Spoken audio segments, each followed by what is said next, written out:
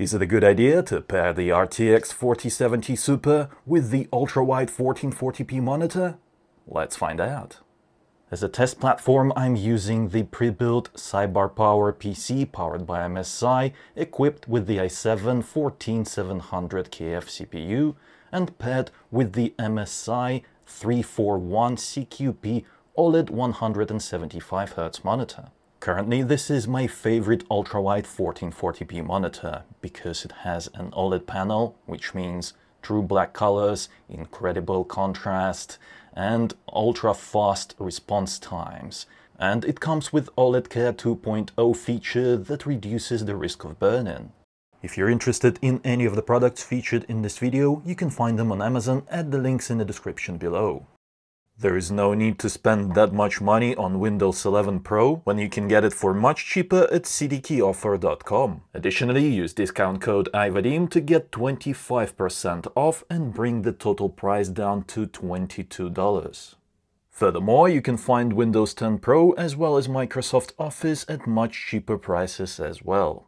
Get yours now at the link in the description below, and don't forget to use discount code iVadim to get 25% off.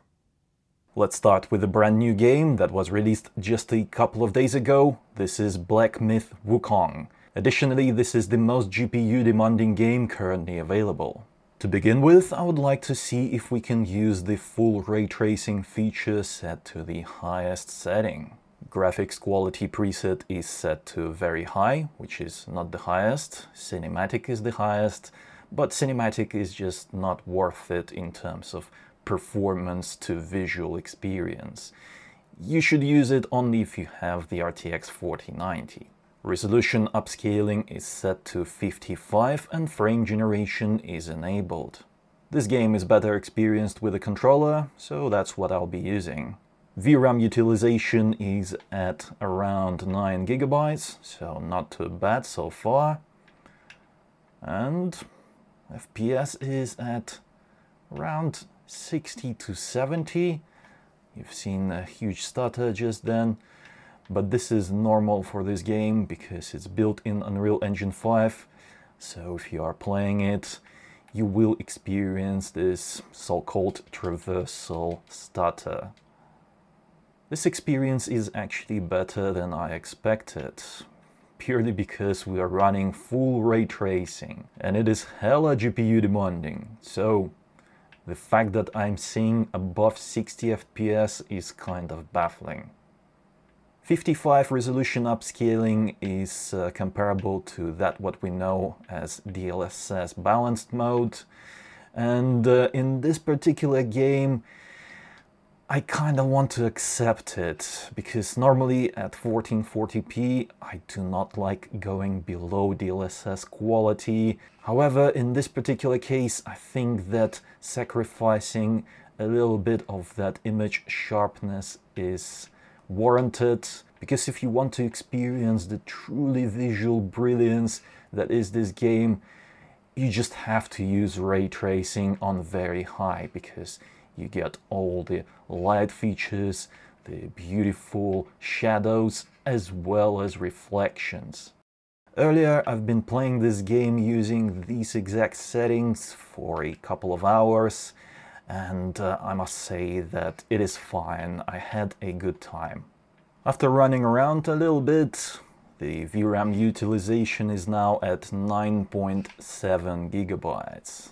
Still, not too bad, because we have 12 GB on this graphics card.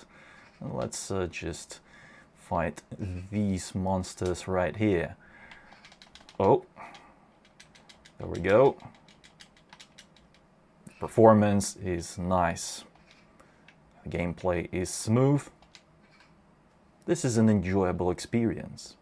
If you want to use DLSS set to quality, which is going to be at around 75 resolution upscaling, then you have to turn down some of those settings. Firstly, let's turn down ray tracing to medium. And we're getting similar kind of performance to what we've had previously with DLSS balanced and ray tracing on very high. But turning down ray tracing to medium and setting DLSS to quality actually feels quite good, because visually the game still looks brilliant. The only thing I want to check is those ray traced reflections. For that we'll have to get to a river. Ray tracing reflections are off right now and I can see it. As soon as you get to a body of water, you will notice it. The reflections are just blurry mess. The overall presentation is still brilliant, and it is a little bit more sharp than what we've had with DLSS set to balanced. So this is going to be down to your personal preference. Personally, I prefer having those ray-traced reflections on and reducing resolution upscaling down to 55 to make that happen. Let's try setting ray tracing to low. We're getting a little bit more FPS right now, which is nice, but the effects are not as good. Although we are still getting high quality ray traced shadows, which I like. I'll show you in a little bit that those shadows without ray tracing do not look good. Overall, this is a perfectly pleasant experience, and I would not hesitate playing this game like that. It's pretty good. Just out of curiosity, let's disable frame generation and take a look at what kind of performance we can achieve without it. And it isn't much. 50 FPS. Yeah, that's gonna be your experience if you do not want to use frame generation. Or alternatively, we could lower some more settings, which we are going to do right now. Let's disable ray tracing completely. We reclaimed a lot of performance by disabling ray tracing. Take a look at that. 60 plus FPS right now. Let's see if it will drop. Oh, 59. Yeah. This is not perfect, but very much enjoyable and playable. Nope, not gonna get me. 57 FPS, 58. It's fine. It's not a huge problem. However, because we don't have ray-traced shadows right now, the forest feels a little bit off because those shadows are not great. For example, take a look at that rock right there. You see those bouncing shadows? Yeah. That's not how shadows behave in real world. That's supposed to be shadows casted by leaves and branches above it. And in this scene, there's more shadows that look unnatural, just flickery on this rock right here. Just flickering away. And then over there as well, you see that flickering? That's just shadows flickering. That is not normal, it doesn't look pleasant, and that's why I prefer having ray tracing enabled in this game. I very much prefer just reducing graphics quality or resolution upscaling to achieve a playable experience. But these shadows on ray tracing off, they are not good. I mean, it's just breaking my immersion. Take a look at this, yeah? We've just moved on to another location and we can see more shimmering shadows in this part of the forest as well. That's gonna happen everywhere. So you cannot get away from these flickery shadows.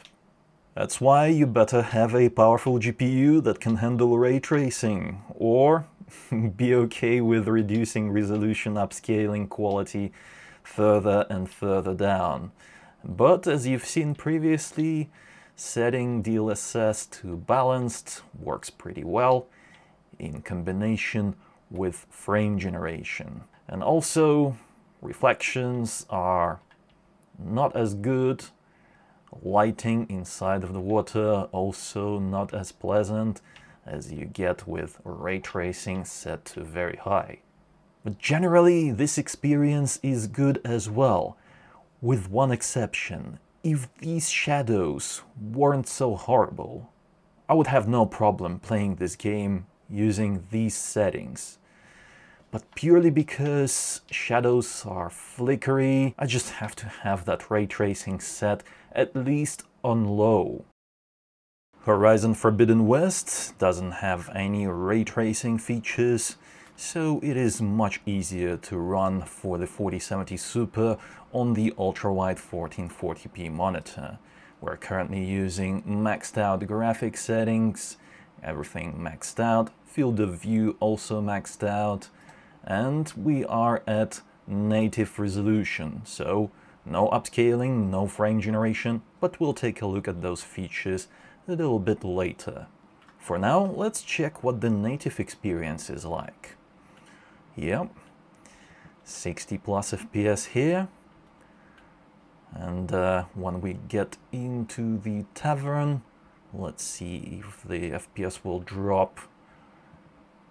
Yes, indeed, we're getting closer to 60. Will it drop below 60? 58, 59, 58. Yeah, so it's not a consistent 60 plus FPS experience, but it's still pretty good. The GPU is fully loaded and we are currently using close to 11 gigabytes of video memory.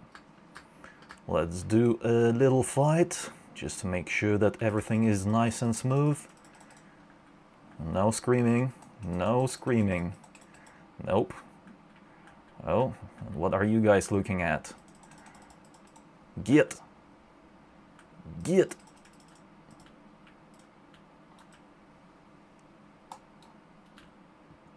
Yeah, that's a beautiful experience right there. We can improve this experience by using DLSS upscaling. In my opinion, there is no reason not to use it, at least on quality.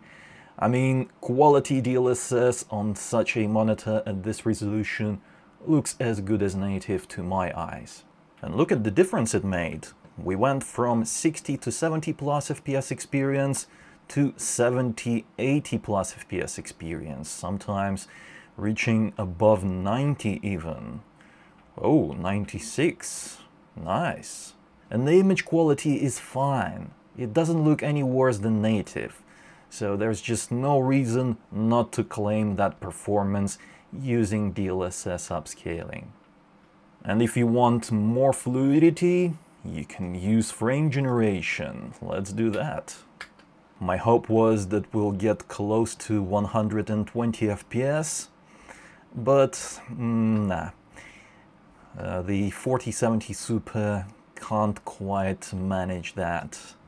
So no 120 FPS experience for the 4070 Super over here in this game. Come here. Yes. Eat that arrow. This is still a perfectly good experience if you like fluid picture, especially on an OLED monitor. It looks brilliant because the responsiveness of this OLED panel is next to zero. If I'm not mistaken, it is 0.03 milliseconds. That's insane. And I can actually tell the difference because I've been using VA panels as well as IPS panels, and I still have them, and I rotate those monitors every now and then, and I can tell the difference. OLED panel is superior. Lastly, let's take a look at Cyberpunk 2077. Let's begin with preset set to high, DLSS set to quality, frame generation disabled, no ray tracing. I also don't want any of these features, so I'm going to turn them off. I never liked motion blur and all those other blurry features. But what about you? Let me know in the comments. Are you turning on motion blur in your games? But check this out. This is great. Above 100 FPS. Nice. The experience is fluid, and we're not even using frame generation yet. What do you think? Will we be able to get a 120 FPS experience if we enable frame generation? And the answer is yes. Yes, absolutely. Take a look at this. Ooh, this is very nice. I like it. The image fluidity is crazy good. 130 plus FPS, reaching 140 plus in certain scenes. This is great. For contrast, let's compare this to native resolution experience. Same high graphics preset, just no resolution upscaling and no frame generation. The experience is still pretty good. 60 plus FPS, what more could we ask for? But honestly, as with any other games, I don't see any reason not to use DLSS upscaling in this game either. The current version of DLSS is so good that I'm just using it by default in all the latest games. And even though that Cyberpunk 2077 was released a long time ago, it had an update, so it comes with one of the latest versions of DLSS. That's not gonna be true for every game, but even DLSS 2 looks pretty good in most titles. Let's see if we can get ray tracing experience going with this 4070 Super graphics card. Ray tracing Ultra is what I would like to see. And let's start with DLSS set to quality and frame generation enabled. And this is actually better than I expected. Take a look at this. 80 plus FPS, controls feel nice and responsive, the image quality looks good. This is a great experience, so if you want to experience ray tracing in Cyberpunk, you can with the 4070 Super, no problem. And our memory utilization is actually okay. Check it out. We are at 10.5 gigabytes VRAM usage and 12 gigabytes DRAM. So it is getting close to that maximum capacity. Sometimes I see that utilization climb to 11 gigabytes, like right now. We are at 11 already. And it will keep climbing up and down. But the performance is nice and fluid. No stutters, no issues. And of course, out of curiosity, we have to try ray tracing overdrive. That means that path tracing is enabled. Let's see if the 4070 Super can handle it. Let's set resolution upscaling to quality, ray reconstruction enabled, frame generation enabled. And it appears that path tracing is a bit too much to handle for the 4070 Super. Yeah, we're getting 50 plus FPS and VRAM capacity is at its limit, almost 12 gigabytes utilized. DRAM is at 12.5 gigabytes. So we could see some assets spilling over into our system memory instead of staying in video memory.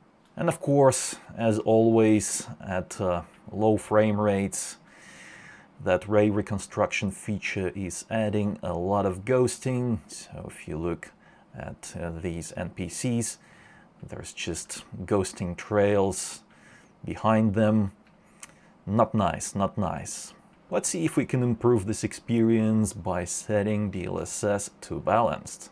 In terms of image fluidity, this is much better. Now we're getting above 60 FPS and even controls feel okay. No huge latency, no jelly effect in the mouse movements. So that's good to see. Let's just check if we're still getting that ghosting effect. Yep, ghosting is still there. I think we can get rid of it if we disable ray reconstruction as per usual. At least it worked for me previous times. Without ray reconstruction, FPS is a little bit lower in certain scenes. So DLSS ray reconstruction is doing a good job at improving performance. However, visually it's not brilliant.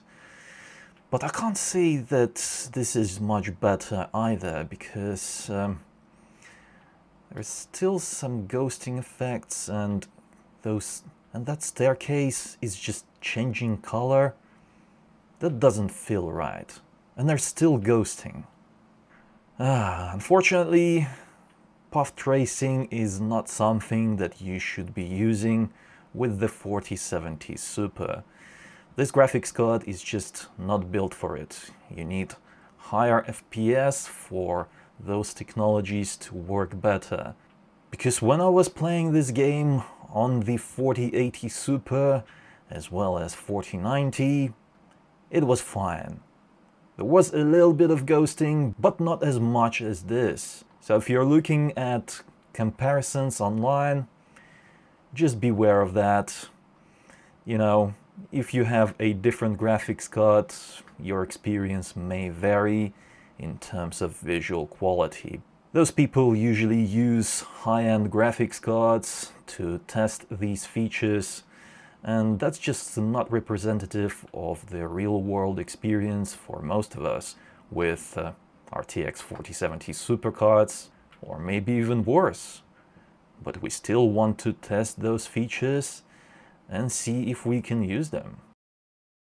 Overall, the RTX 4070 Super delivers a good experience when paired with an ultra-wide 1440p monitor.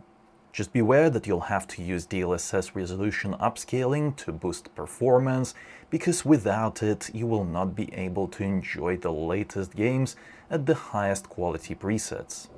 In my opinion, that is still a perfectly good experience, and I am enjoying using the 4070 Super paired with this monitor. As a matter of fact, this is the setup that I'll be using to play my games, because I don't have any other high-end GPUs available right now to me.